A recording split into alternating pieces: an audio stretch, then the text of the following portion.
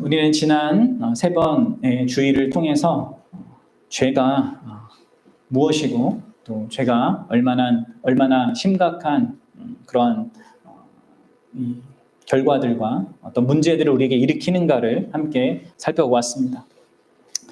죄가 어떻게 축소시키는지, 또 죄가 어떻게 우리를 멀어지게 하는지, 또 죄가 어떻게 깨트리는지, 이런 부분들을 함께 살폈죠. 죄는 하나님을 축소시키고요, 우리 자신을, 모든 인간성을 그리고 타인을 축소시킵니다. 또 죄는 하나님의 임재로부터 우리를 멀어지게 만들고 그로 말미암아 우리가 이 땅을 살아가는 우리 인간이 갖고 있는, 또 나 개인이 갖고 있는 그 사명으로부터도 우리를 멀어지게 하죠. 죄는 가장 결정적으로 하나님의 순전하고 순결한 그 사랑의 마음, 그 마음을 깨트립니다. 바로 이 죄로 말미암아 이 세상에는 온갖 악과 고통이 가득한 거죠. 왜 이렇게 전쟁이 끊이지 않습니까? 왜 이렇게 이 사회에는 이런 수많은 문제들이 이렇게 만연해 있습니까? 죄로 말미암아 그런 것이죠. 그리고 그 때문에 인생들은 하나님의 거룩한 심판을 받아 마땅한 그런 형편에 처했습니다. 바로 이런 맥락에서 우리는 우리 주 예수 그리스도께서 이 땅에 성육신 하신 것, 곧 이 성탄절의 의미와 가치를 생각할 수 있어야 합니다. 바로 이 심각한 죄와 이 죄의 그 현상들, 그리고 그 결과, 그 모두를 다 헤아렸을 때 정말 우리 인생들은 비참한 그러한 처지에 있는데요. 바로 그런 우리들을 구원하기 위해서 바로 그분이 오신 것이죠. 오늘부터 이제 성탄절 날까지 이어지는 이 세 번의 설교는 각각 우리가 이제 앞에서 살핀 이 세 가지 죄의 심각성과 문제점에 대해서 어떻게 그리스도께서 해답이 되시는가, 어떻게 그러한 모든 죄의 그런 현실로부터 우리를 구원하시는가에 대한 그런 내용이 될 것입니다. 바라기는 저와 여러분들이 정말 매년 맞이하는 이 성탄절을 그냥 연인끼리 놀고 그냥 막연하게 기쁘고 그냥 또 형식적으로 지내고 하는 그러한 성탄절이 아니라 진짜 예수 그리스도 그분이 중심이 되고 그분의 오심이 얼마나 나와 나 한 개인뿐만 아니라 우리 모든 교회 그리고 온 세상에게 정말 큰 기쁨의 소식이 되는지를 진짜 명확하게 알고 깊이 이해할 수 있는 계기가 되길 바라요. 그리고 정말 그것을 그 예수 그리스도를 기뻐하고 감사하는 우리가 될 수 있기 바랍니다.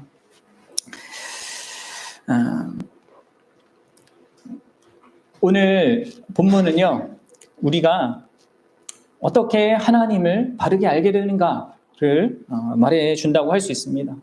달리 말하면 예수 그리스도의 성육신이 우리가 하나님을 바르게 아는데 얼마나 가장 결정적인 그런 진리가 되고 사실이 되는지, 특히 하나님을 축소시키는 우리, 내가 원하는 심지어 교회 안에 다녀도 내가 원하고 기대하는 하나님의 어떤 모습이 있고 내가 듣기 싫은 하나님의 모습에 관심이 없어서 우리는 이런 식으로도 하나님을 축소하잖아요. 그런 우리에게 이 하나님이 어떻게 그런 우리의 죄에 대한 대답이 되는지를 좀 보도록 하겠습니다.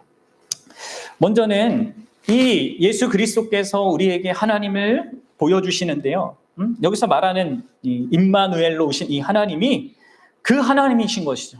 우리가 축소한 하나님이 아니라 진짜 살아계신 바로 그 하나님, 있는 그대로의 그 하나님을 그 예수 그리스도는 우리에게 드러내 보여주시는 것입니다. 근데 여러분들, 이러한 예수 그리스도의 하나님의 그런 하나님에 대한 그 계시, 하나님에 대한 그 알림이 왜 우리에게 좀 절대적으로 필요한가, 이 측면을 먼저 서론적으로 좀 생각해 봅시다. 여러분들, 왜 예수 그리스도의 이 성육신이 절대적으로 우리에게 필요했는가, 이런 측면에서 이것은 두 가지 이유가 있는데요. 하나는 유대인을 제외한 이방인들의 입장에서 좀 생각해 봅시다. 왜 이 성육신이 정말 필요한가? 우리가 사실 우리도 이방인이잖아요. 우리를 포함한 모든 이방인들이 어떻게 하나님에 대해서 이해하는지 사도 바울은 로마서에서 이렇게 표현합니다. 우리 로마서 1장 19절부터 23절을 보도록 하겠습니다. 자, 읽어봅시다. 시작. 이는 하나님을 알만한 것이 그들 속에 보임이라. 하나님께서 이 일을 그들에게 보이셨느니라. 이방인들을 얘기하는 겁니다. 창세로부터 그의 보이지 않은 것들, 곧 그의 영원하신 능력과 신성이 그가 만드신 만물에 분명히 보여 알려졌나니 그러므로 그들이 핑계하지 못할지라. 하나님을 알되 하나님을 영화롭게 하지 아니하며 감사하지도 아니하고 오히려 그 생각이 허망해지며 미련한 마음이 어두워졌나니 스스로 지혜 있다 하나 어리석게 되어 썩어지지 아니하는 하나님의 영광을 썩어질 사람과 새와 짐승과 기어다니는 동물 모양의 우상으로 바꾸었느니라. 여러분들, 사도 바울이 뭐라고 얘기하고 있습니까? 모든 사람에게는 이미 하나님을 알만한 것들이 충분하게 있다는 것입니다. 바로 모든 피조 세계를 통하여서 하나님께서 그것을 보고 이렇게 알리셨다는 것이죠.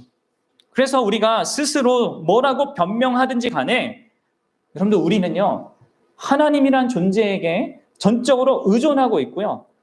또 우리는 우리 삶을 온전히 해명해야 할, 우리에게 삶을 허락하신 그분 앞에 우리의 삶에 대해서 해명해야 될 그 대상이 계시다는 것을 우리가 인식하고 있다는 거예요. 모든 존재가.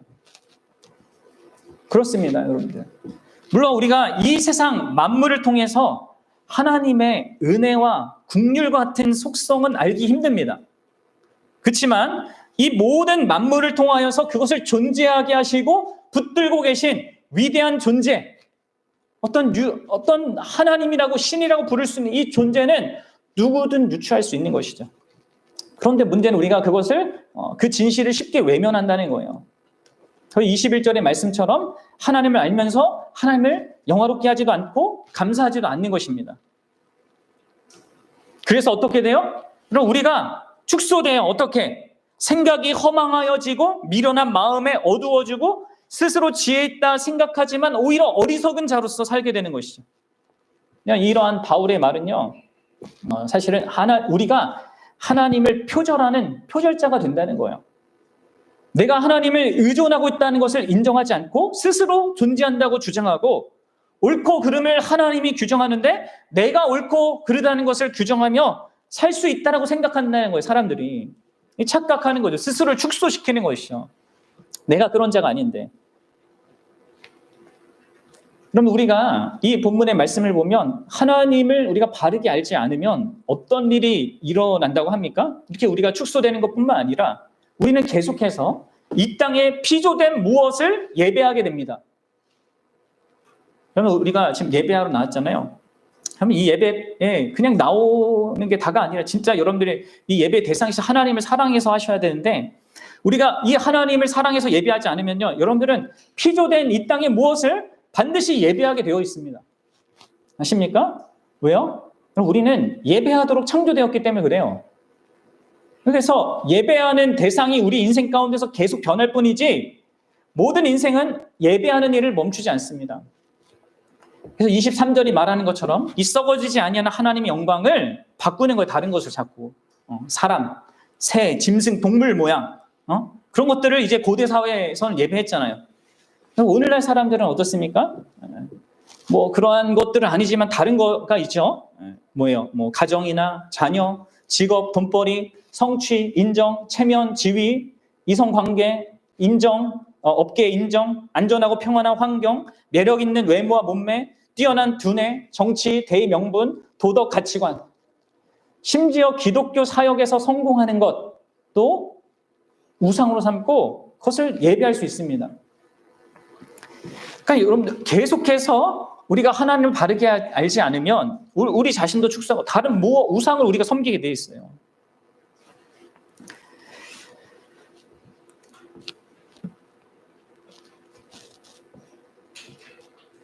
그리고 그렇게 축소되는 것의 대표적인 예로 이제 우리가 읽지는 않았지만 26절에 가면 동성애가 나오거든요. 그러니까 그리고 그 동성애가 대표적으로 인간을 어떻게 축소하고 인간 사회를 어떻게 이렇게 문제를 일으키는가가 나오고 그 다음부터 29절부터 31절까지 동성애와 동일하게 문제가 되는 수많은 죄악들의 목록들이 나온단 말이에요. 이게 다 뭡니까? 이게 바로 우리가 하나님을 축소해서 알고 이해하고 그로 말미암아 나 자신을 축소하기 때문에 갖게 되는 온갖 문제들이란 말이에요. 이런 상황에서 우리에게 하나님을 아는 것은요, 너무나 절대적으로 필요한 것이죠. 근데 우리 스스로가 그 하나님을 온전히 알 수가 없는 것입니다.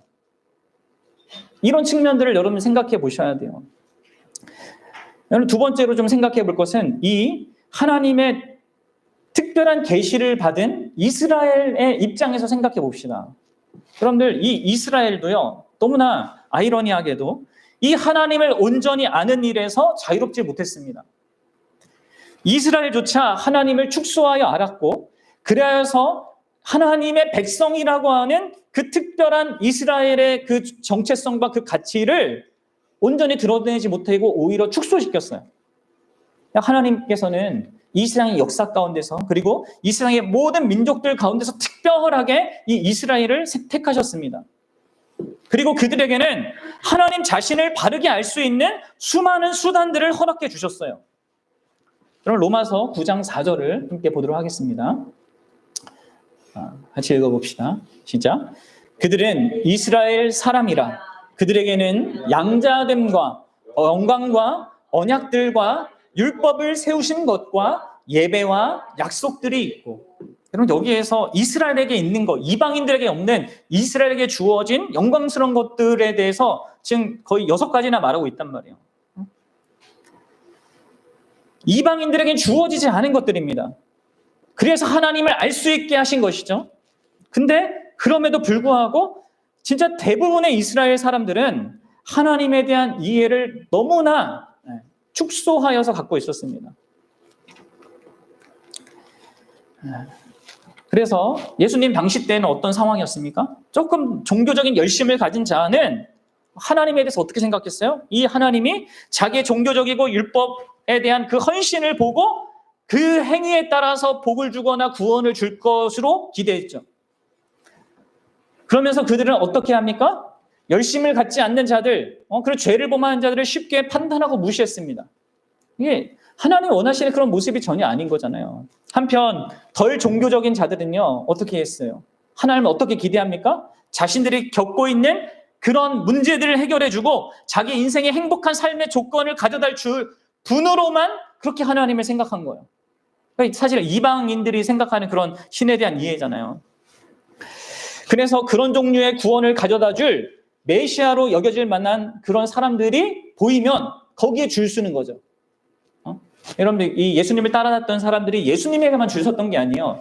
메시아라고 스스로 막 했던 사람들을 또 막 쫓아다녔단 말이에요. 그러다가 예수님 나오니까 이제 거기에 붙은 건데, 그럼 이런 상태들은 다 원래 하나님께서 이스라엘에게 원하셨던 그런 모습이 아니란 말이에요. 여러분, 이스라엘 백성들은 진짜 정말 수많은 측면에서 다른 모든 이방인들에 비해서 아주 큰 특권과 그런 좋은 조건들을 가지고 있었습니다. 그런데 그 모든 것들이 하나님을 바르게 하는데 큰 도움이 되지 못했어요.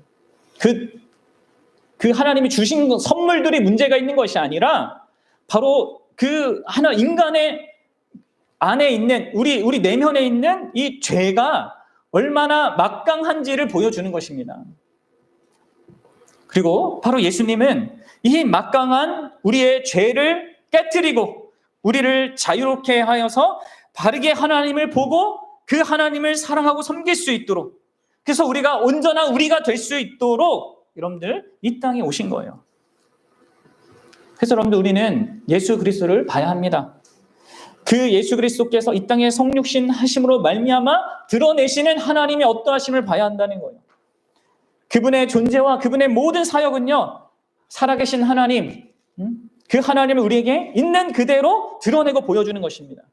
죄가 하나님을 축소하는 것과 전혀 달리 예수 그리스도는 우리 죄가 축소시킨 하나님에 대한 바른 이해와 인식, 그리고 그 하나님에 대해서 우리가 어떻게 해야 되는지 이런 모든 태도까지 바르게 교정시켜 주는 것입니다. 그리고 그런 교정은요, 여러분들의 모든 인생관, 모든 바라보는 그 관점 전부를요 바꿉니다. 변화시킵니다. 자, 그러면 예수 그리스도께서 우리에게 교정시켜 주시고 우리에게 이 하나님에 대한 이 축소된 이해를 어떻게 바꿔 주시는가에 대한 그 핵심은 무엇일까요? 어떤 측면에서 예수 그리스도는 하나님에 대한 우리의 이해를 정말 선명하게 해주십니까? 오늘 우리가 함께 읽은 요한복음 14장 9절에서 그 사실을 명확하게 드러내십니다. 그리고 이 말씀은 여러분들 그냥 예수님이 하신 말씀이구나가 아니라, 여러분 이거는 이 인류의 역사 가운데서 인간이 하나님에 대해서 결코 생각할 수 없는 그 하나님의 어떠하심에 대한 아주 진짜 모든 잘못된 생각을 깨트리는 놀랍고 엄청난 선언입니다. 그게 뭐예요? 14장 9절에서 하는 그 말이 뭡니까? 나를 본 자는 아버지를 보았다. 사랑하는 여러분, 예수 그리스도는 이 말씀 속에서 자신이 아들이며 우리가 알고 믿어야 될, 그리고 축소하진 않는 진짜 있는 그대로의 하나님이 바로 아버지 하나님이라고 말씀하십니다. 하나님께서 우리가 믿고 알고 깨달아야 될 그 하나님이 바로 뭐라고 하시는 거예요? 아버지 하나님이다. 예수님은 아들이고 하나님은 성부, 하늘에 계신 하나님은 성부 하나님이다. 이런 주장을 하고 계신 거예요. 여러분들 이러한 예수 그리스도의 주장을 여러분들 잘 생각해 보십시오. 아무리 오늘날까지 우리가 많은 배움을 갖고 이렇게 모든 것들이 발달하고 우리의 이성이 정말 최고로 많은 우주에 대한 엄청난 것도 생각할 수 있는 그런 우리가 되었지만, 우리 인간이 신에 대해서 우리의 지적 능력으로 가장 최선을 다해 생각하더라도 생각할 수 없는 겁니다. 이건 그렇죠? 하나님이 아버지가 되신다, 아버지로서의 하나님이시다라는 이 선언은요, 그러면 우리 인간은 절대 스스로 생각해낼 수가 없습니다. 모든 것을 있게 한 분, 원인 없는 원인, 그 정도로 하나님은 추론할 수 있어요. 그리하여서 하나님이 만물을 다스리는 창조주이고 통치자다라는 그 정도까지는요, 인류의 역사에 철학자들이 많이 생각했습니다. 근데 여러분들, 하나님께서 아버지다라는 이 사실은요, 우리가 생각할 수가 없습니다. 물론 하나님은 창조주이시고 통치자가 맞아요. 그러나 예수님의 이 말씀은, 그리고 예수님이 이 땅에서 보여준 모든 삶과 그 예수님이 하신 모든 말씀 안에서는요, 이 하나님의 어떠하심의 핵심이 본질적으로 그 하나님이 창조주나 통치자가 아니라, 다시 말해서 이 세상과 결부되어서 자기 정체성을 갖는 그런 신이 아니라는 것이죠. 바로 그분은 이 세상 창조 존재하기 이전에도 여전히 하나님이셨는데, 그 하나님의 하나님 되심의 가장 큰 특징이 아버지로 계셨다는 거예요. 그러면 하나님의 하나님 되심의 가장 결정적인 특징은 바로 아버지 되심입니다. 예수님의 말씀에 의하면 하나님께서는 영원한 아버지가 되시는 것이죠. 달리 말해 하나님은 영원전부터 영원까지 영원한 아들이신 예수님을 가지신 영원한 아버지세요. 이 사실이 예수님이 자신의 모든 존재와 사역을 통하여서 우리에게 드러내시는 하나님에 대한 가장 핵심적인 사실이에요. 하나님의 하나님 되심의 가장 핵심 내용이 그거라는 것이죠. 우리가 믿어야 하고 신뢰하고 사랑해야 될 그 하나님이 창조자이고 통치자이고 구원자이고 심판자이기 전에 그분은 아버지시라는 거예요. 그래서 우리가 이 영원한 아들이신, 이 아들의 영원한 아버지 되신 이 하나님을 알지 못하면 뭡니까? 우리가 하나님의 무엇을 말해도, 뭐 섭리를 말하고 하나님의 어떤 경험을 했다, 내가 신비하게 하나님을 안다, 이런 모든 것을 말하고 나름대로 내 이해를, 하나님에 대한 이해를 가지고 있어도 그 모든 알면요, 다 하나님을 축소해서 아는 것입니다. 여러분들 여기에서 하나님의 아버지 되심을 생각할 때, 여러분들 내 삶에서 경험한 나의 육신의 아버지를 투영하지 마십시오. 우리 하나님은 우리 육신의 아버지를 닮은 그런 아버지가 아니에요. 우리 중에는 그 아버지가 좋은 사람이 뭐 이렇게 그렇게 많지 않잖아요. 우리 인생에 그래요 다. 그런데 우리 하나님 아버지는 우리 주 예수 그리스도의 아버지입니다.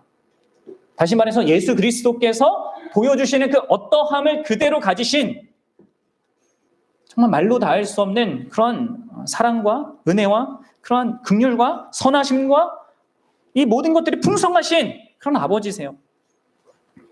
그래서 여러분들 우리가 매주 고백하는 사도신경의 가장 첫 번째 부분, 나는 하나님을 믿습니다 라고 했을 때 나는 하나님 믿습니다에 바로 나오는 그 문구가 뭡니까? 성부 하나님. 그러니까 우리는 지금 번역을 이제 새 번역해서 나는 믿습니다. 나는 믿습니다. 성부 하나님, 천지의 창조주 하신 것을, 천지를 창조하신 것을 이렇게 우리가 고백하잖아요. 지금 이제 기존 그 번역은 그게 뒤에 나와요. 그렇죠? 천지를 창조하신 아버지를 내가 믿습니다. 그래서 천지를 창조한 게 먼저 나와요. 그러나 여러분들 원문과 본문 그리고 성경은 성부가 먼저 나와요. 그게 먼저입니다. 자, 한편 하나님께서 영원한 아버지시라는 이 말은 아들이신 예수님 역시 어떤 분이라는 것을 말해줍니까? 네, 영원한 아들이라는 것을 말해줍니다. 네. 성경에서 하나님께서 아들을 낳았다라는 말을 하시는데 우리는 그 표현을 시간의 개념을 넘어서서 하는 표현이라는 것을 이해해야 합니다. 그냥 그게 하나님께서 낳으신 아들 독생자이니까 뭔가 시간적으로 예수님이 나중에 있는 그런 존재라고 우리가 이해할 수 있는데 그게 아니에요. 우리가 이해할 수 있도록 우리의 용어를 이렇게 사용하셔서 지금 하나님에 대해서 설명해 주는 것입니다. 그래서 우리 믿음의 선배들은 그 예수 그리스도의 나심을 영원한 나심이라고 이렇게 표현을 했단 말이에요. 그런데 이제 여호와의 증인과 같은 이단들은 이 낳으심에 대해서 시간적으로만 이해합니다. 그래서 예수님은 낳음받은 존재니까 존재하지 않을 때가 있었다고 말하는 거예요. 그리고 바로 그래서 그들에게 예수님은 조금 낮은 수준의 신이거나 가장 위대한 피조물 가운데 하나인 거예요. 그리고 오직 여호와 하나님만이 유일한 신이다 이렇게 주장하는 것이죠. 그래서 하나님을 단일 신으로 한 존재로만 이렇게 축소시키는 것입니다. 그럼 아닙니다. 예수님은 여러 군데에서 자기 자신이 언제나 존재하셨던 그런 하나님이라는 것을 얘기하십니다. 요한복음 8장 58절에서는 아브라함이 나기 전에 내가 있었다 이렇게 말씀하셨고요. 더 나아가서 창세 전부터 하나님 아버지로부터 말로 다 할 수 없는 그런 사랑을 받는 자였다 이렇게 또 얘기하세요. 우리 요한복음 17장 24절을 봅시다. 요한복음 17장 24절입니다. 시작. 아버지여 내게 주신 자도 나 있는 곳에 나와 함께 있어 아버지께서 창세 전부터 나를 사랑하심으로 내게 주신 나의 영광을 그들로 보게 하시기를 원하옵나이다. 아멘. 창세 전부터요 성부 하나님은 성자 하나님을 사랑하고 계셨습니다. 아들에게 영광을 주시는 분이 영광인 자기 전부로 사랑하는 대상이 된다는 거라고 제가 말씀드렸죠. 그런 의미에서 영광을 예수 그리스도는 받고 있었습니다. 여러분들 이 예수 그리스도는 바로 이 영광을 우리 믿는 자들에게 주셔요. 그래서 여러분들 요한복음 17장 22절 한번 읽어보세요. 시작. 내게 주신 영광을 내가 그들에게 주었사오니 이는 우리가 하나가 된 것 같이 그들도 하나가 되려 하려 함이니라. 네.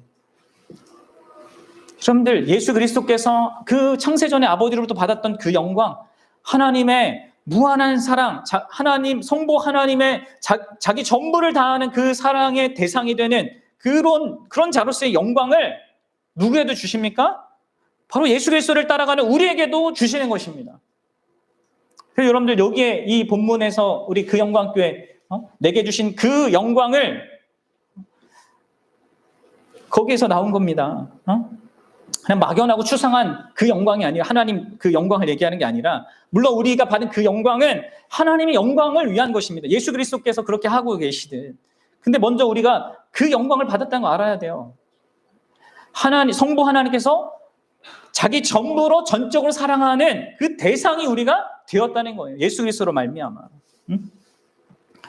이렇게 여러분들 예수 그리스도는 그렇게 하나님께 사랑을 받는 자이고 그로 말미암아 우리가 그렇게 또 하나님께 사랑을 받게 됩니다.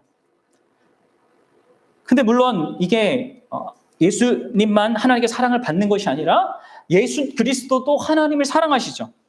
성자도 달리 말해서 성부를 영원토록 사랑하고 계셨다는 거예요. 그래서 요한복음 4장 34절을 보면 성부 하나님을 성자 하나님께서 너무나 사랑하셔서 그분의 뜻에 그 순종하는 것이 내 양식이다 이렇게 말씀하셨어요. 성부가 말씀하신 바를 행하시는 것, 순종하시는 것이 성자 하나님께서 누리시는 순전한 즐거움과 기쁨이었다는 거예요. 그래서 여러분들 그분이 하늘의 영광을 버리고 이 땅에 기꺼이 내려오신 것입니다. 기꺼이 사람이 되셨고 자기의 영광을 감추셨고 사람으로 그분이 기뻐하시는 그 삶을 사셨고 그분이 원하시는 대로 택하신 자들을 위하여서 기꺼이 십자가에서 자기 자신을 내어주신 것입니다. 모든 것이 1차적으로 성부 하나님에 대한 사랑 때문이었단 말이에요. 우리를 향한 사랑 이전에 성부를 향한 사랑이었어요. 그래서 여러분들 사실 예수 그리스도의 모든 구원 사역의 궁극적인 목적은 이 성부 하나님을 향한 사랑을 드러내는 거예요. 성자 예수님도 그렇고요. 그러니까 성부 하나님에 대해 성자에 대해서 하는 것도 그렇고 성자가 성부에게 하는 것도 그렇습니다. 그래서 요한복음 14장 31절에서 예수님이 이렇게 얘기하시죠. 읽어봅시다. 시작. 오직 내가 아버지를 사랑하는 것과 아버지께서 명하신 대로 행하시는 것을 세상이 알게 하려 함이로다. 예수님이 이 땅에 오신 정말 가장 궁극적인 목적입니다. 내가 아버지를 사랑하고 내가 아버지께서 그냥 명령하는 걸 기쁘게 행하는 것을 세상이 알도록, 우리가 알도록. 성부 하나님과 성자 하나님은 영원토록 사랑의 관계 속에 계셨고 또 계시고 있고 앞으로도 계실 것입니다. 그게 하나님의 어떠하심의 가장 핵심적인 내용이라는 것이죠. 근데 여러분들 이 두 분은 바로 성령의 교통하심이라는 방식을 통하여서 사랑을 하십니다. 자, 이것을 우리에게 가장 잘 보여주는 본문이 마태복음 3장 16절 17절인데 한번 봅시다. 마태복음 3장 16절과 17절입니다. 여기 보면 이 장면에 예수님이 세례 받으시는 이 장면에 세 분 하나님께서 이렇게 등장해요. 보십시다. 자, 예수께서 세례를 받으시고 곧 물에 올라오실새 하늘이 열리고 하나님의 성령이 비둘기 같이 내려 자기 위에 임하심을 보시더니 하늘로부터 소리가 있어 말씀하시되 이는 내 사랑하는 아들이요 내 기뻐하는 자라 하시니라. 그럼 보십시오. 여기에서 이 장면에서 성령 하나님이 등장하고 성자 예수님이 계시고 성부 하나님이 음성으로 말씀하십니다. 근데 이 성부 하나님께서 아들을 향하여서 이 내가 너를 기뻐하고 사랑한다라고 말씀하실 때 그 위에 뭐가 임하고 있습니까? 성령 하나님께서 임하고 있어요.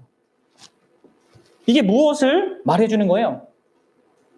바로 성부 하나님은 자신의 성령을 바로 성자에게 주심으로 말미암아 성자를 사랑하십니다.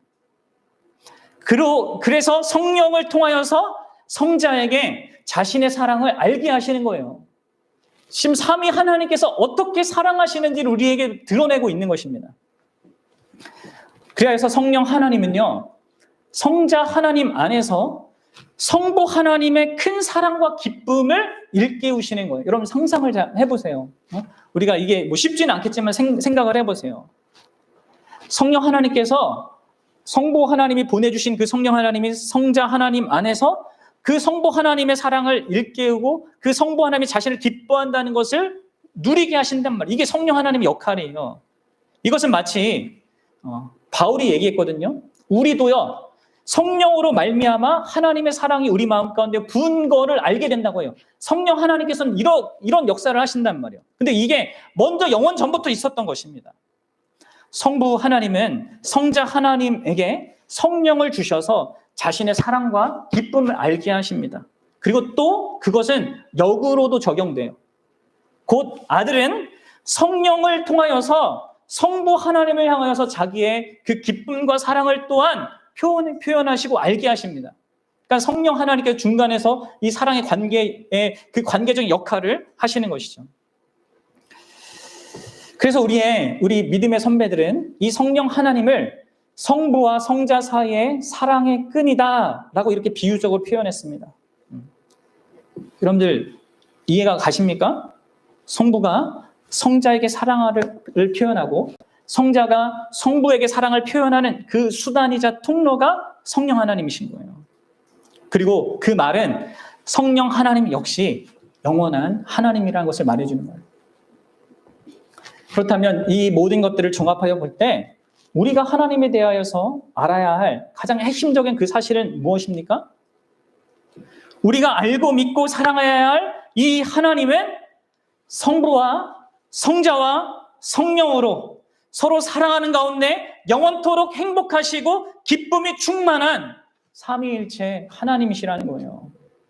이 세상 만물이 창조되기 이전부터 성부 하나님은 성령 하나님 안에서 성자 하나님과 사랑의 관계 속에서 영원한 행복과 기쁨 속에 계셨습니다. 무엇이 필요해서 부족해서 세상을 만들거나 그냥 아무 의미 없이 만든 것이 아닙니다. 이 세상을 만든 것도 여러분들 성부가 성자를 사랑하기 때문입니다. 그리고 바로 그런 이유 때문에 여러분들 오직 성경의 하나님만을 하나님은 사랑이다라고 말할 수 있어요. 왜요? 사랑은 뭡니까? 언제나 대상이 있어야 되잖아요. 하나님은 세상을 창조한 후에 세상을 사랑해서 사랑의 하나님이 되는 것이 아닙니다. 하나님은 영원 전부터 사랑이신 거예요. 사랑의 관계 속에 있었던 것입니다. 그래서 여러분들 만약에 아들이 없었던 때가 있었더라면 어떻게 됩니까? 하나님은 아버지가 아닐 때가 있었다는 말이죠. 그리고 그렇게 된다면 하나님은 결코 사랑일 수가 없습니다. 하나님은 영원토록 성부고요. 또한 영원토록 성자이시며 영원토록 성령이신 거예요. 그리고 하나님이 사랑이기 때문에 또 사랑하시는 분이시기 때문에 그분은 이 세상을 사랑으로 창조하셨고 자신을 내어주는 사랑으로 세상을 통치하십니다. 그러니까 여러분들 하나님은요, 우리 하나님은 이 세상을요 아버지로서 창조하셨고 아버지로서 다스리십니다. 사랑 안에 사랑이 풍성한 그 아버지로서 창조하시고 다스린단 말이에요. 그리고 그 하나님은 그 사랑으로 구원도 하시고 또한 놀랍게도 사랑 때문에 심판도 하시는 것입니다. 하나님께서 행하시는 모든 것은요 바로 그분 자신으로부터 기원한 넘쳐 흐르는 그 사랑을 기반으로 하고요 또한 사랑을 목적으로 해요. 사랑 여러분, 여러분들이 알고 이해하고 믿고 신뢰하고 사랑하고 예배하고 순종하는 이 하나님이 바로 이 예수 그리스도께서 보이시고 드러내신 하나님이십니까? 그런 아버지 하나님입니까? 또한 아들 하나님이시고 성령 하나님입니까? 이 삼위일체 하나님입니까? 이러한 하나님에 대한 이해를 온전히 우리가 갖기를 바라야 돼요. 그럴 때 그럼 그것이 우리의 모든 것에 영향을 다 미친다고 했죠. 결론적으로 여러분들 이 모든 것이 이 하나님에 대한 이 예수 그리스도께서 계시하신 이 진리, 하나님의 아버지 되시고 예수님이 성자가 되시고 그 두 분의 관계를 연결하는 성령님이 영원한 그 삼일체로 계신다는 이 진리가 어떻게 우리의 인생에 영향을 미치는가? 여러분들 모든 것을 바뀐다고 했잖아요. 근데 다 할 수 없으니까 큰 맥락에서 세 가지 측면에서 간단하게씩 살펴보도록 하겠습니다. 그럼 일단 J.I. 패커가 이런 말을 했는데 우리 한번 읽어보도록 합시다. 한번 들어보세요. 한 사람이 기독교 신앙을 얼마나 잘 이해하고 있는지 판단하려면 자신이 하나님의 자녀라는 생각과 또 하나님이 자기 아버지라는 생각을 얼마나 중요하게 생각하는지를 보라. 이 생각이 예배와 기도 및 그의 총체적인 인생관을 촉발하거나 지배하는 생각이 아니라면 이는 그가 기독교를 그리 잘 이해하지 못했다는 의미이다. 그럼 이게 결정적인 거야. 하나님을 내가 어떻게 이해하는가? 예수 그리스도께서 드러내신 그러한 성부 하나님으로 또 그 아버지의 사랑받는 영원한 사랑의 대상인 성자 예수님으로 그 두 분의 사랑의 관계를 이어주는 성령 하나님, 이 삼일체 하나님으로 알고 또 그 하나님을 아빠 아버지라 부르는 나를 또 자녀로 삼으신 것에 대한 감사가 내 모든 예배와 기도와 모든 내 인생의 그런 인생관과 내가 살아가는 삶의 목적을 진짜 규정하지 않으면 그 사람은 기독교를 잘 모르는 것입니다. 여러분들 어떻습니까? 이 하나님이 삼위일체 하나님이 진짜 하나님일 때 우리는 하나님의 사랑과 하나님의 구원에 대한 이해에 있어서 정말 다른 이해를 갖게 됩니다. 그럼 잘 생각해 보십시오. 우리는 무엇보다도 하나님의 아들이신 그 예수님을 통하여서 그 하나님의 존재와 하나님의 사랑을 그 어느 때보다 깊이 알게 됩니다. 사랑이신 하나님이 우리 죄를 대속하기 위해서 자신의 영원한 사랑의 대상이신 그 독생자를 보내셔서 결정적으로 세상을 향한, 우리를 향한 자기의 사랑을 나타내셔요. 뿐만 아니라 그분은 우리의 구원을 위해 이 자기 아들을 보내시는 그 하나님, 성부 하나님의 그 모습을 통하여서 우리는 이 하나님의 사랑이 얼마나 광대한지, 그리고 그 사랑이 단지 자신의 소유에 무엇을 주는 것이 아니라 진실로 자기 전부를 내어주는 그 사랑이라는 것을 명확하게 보는 것입니다. 특히 예수님의 그 성육신의 최종 목표라고 할 수 있는 그 십자가는 뭡니까? 바로 하나님의 사랑이 하나님의 사랑이다라는 이 말에 그 엄중함과 그 깊이가 얼마나 거대한가를 선포해줘요. 그 십자가에서 우리는 그 하나님의 사랑의 위대함과 그 거룩함을 보죠. 그 하나님의 사랑이 얼마나 순전한가, 고결한가, 그리고 그 하나님의 사랑은 반드시 죄와 악을 멸하고야 만다라는 이 사실까지도 보죠. 그리고 이렇게 우리는 십자가에서 하나님의 성부 하나님의 사랑의 그 강력함과 그 힘을 보는 것입니다. 여러분들, 하나님의 사랑은 무미건조한 사랑이 아니에요. 사망에 맞서 싸우고 악과 싸우며 생명을 주는 장엄하고 강력한 사랑입니다. 이렇게 우리는 예수 그리스도께서 이 땅에 오신 것부터 또 그분이 이 땅 사시고 십자가에 죽는 이런 모든 과정들을 통하여서 자기를 내어주기를 기뻐하는 그 하나님을 보는 거예요.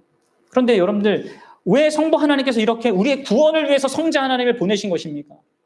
요한복음 3장 16절에 말하는 것처럼 멸망치 않고 영생을 얻게 하려 하는 것인데, 그 영생이 뭐예요? 그 영생이 곧 구원인데 그게 뭡니까? 그것을 17장, 요한복음 17장 25절, 26절에서 이렇게 말씀하시죠. 자, 봅시다. 요한복음 17장 25절에서 26절입니다. 시작. 의로우신 아버지여, 세상이 아버지를 알지 못하였어도 나는 아버지를 알았사옵고 그들도 아버지께서 나를 보내신 줄 알았사옵나이다. 내가 아버지의 이름을 그들에게 알게 하였고 또 나도 알게 하리니 이는 뭐예요? 나를 사랑하신 사랑이 그들 안에 있고 나도 그들 안에 있게 하려 함이니이다. 여러분들, 이게 영생이고 이게 구원이에요. 뭐예요? 성부 하나님께서 우리를 사랑하셔서 주시는 그 구원은 어떤 의미라고요? 곧 성부 하나님께서 성자를 향한 그 사랑을 하나님의 택한 백성들에게 있게 하시는 것입니다. 성부께서 영원토록 그 성자를 즐거워하신 것처럼 우리도 성자이신 예수 그리스도를 영원토록 즐거워하도록 우리를 구원하신 거라는 거예요. 여러분들, 이 구원의 개념이 어떻게 여러분들 이 세상에 말하는 구원의 개념하고 다른 겁니까? 여러분, 구원은 단순히 죽고 나서 어디 좋은 데 가는 게 아니에요. 내가 행복이라고 규정한 그것이 충만한 어떤 그런 신비한 세상에 들어가는 것이 아닙니다. 성경이 말하는 구원은 내가 이 성부 하나님이 성자를 사랑한 것처럼 그 사랑의 대상이 이 성자를 나도 알고 그 성자를 나도 사랑하고 그 성자와 그 사랑의 관계를 갖게 되는 거예요. 그러니까 여러분들 보십시오. 성부 하나님이 영원토록 사랑하는 대상, 기뻐하는 그 대상, 그가 바로 성자예요. 그래서 그분은 모든 믿는 자들에게 자신이 누리는 최고의 기쁨과 행복을 가져다 주시는 것입니다. 근데 어떻게 해요? 그 성자를 알게 하고 성자를 사랑하도록 하게 하는 방식으로 말이죠. 그래서 여러분들 우리에게 그런 의미의 구원과 영생이 주어진 것입니다. 궁극적으로 성부께서 성자를 보내신 것은 성자 하나님을 최고로 사랑하셨기 때문입니다. 그리고 이 사랑의 교제를 우리와 나누기 원하셨기 때문이에요. 여러분들, 그래서 우리 안에 예수 그리스도를 향한 사랑과 기쁨이 있는가? 그럼 이게 구원받은 자의 참되고 확실한 증거입니다. 구원받은 자는, 생명을 얻은 자는, 성령의 역사로 생명 얻은 자는 예수 그리스도를 사랑하고 기뻐할 수밖에 없어요. 예수님을 대하는데 내 마음에 아무 반응이 없고, 예수 말하는 것이 물론 나한테 아무 그런 게 없다면 그 사람은 지금 정상적인 상태가 아닌 거죠. 신자가 아니거나 정상적인 지금 상태에 있는 것이 아닙니다.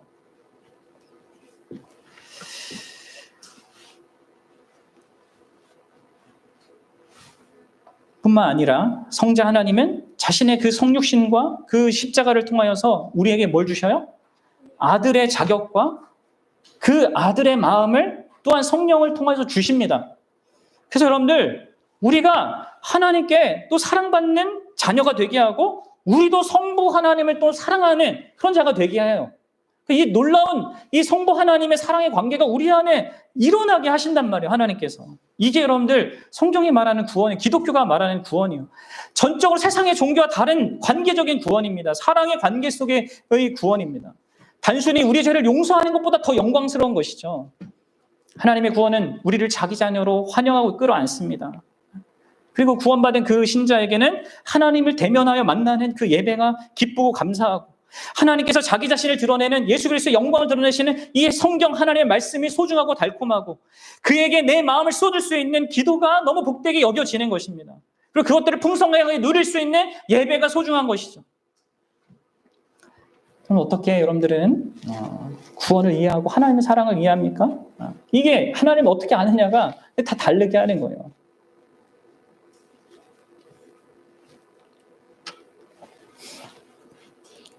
이것은 여러분들 교회에 대한 이해도 전적으로 다르게 만듭니다. 사랑 여러분, 이 하나님 삼위일체 하나님에 대한 이해, 그분이 우리에게 그러한 놀라운 자격과 지위와 그런 마음을 주시고, 그런 마음을 나뿐만 아니라 모든 믿는 자들에게 주심으로 말미암아 교회를 이루시잖아요. 그 목적이 뭐예요?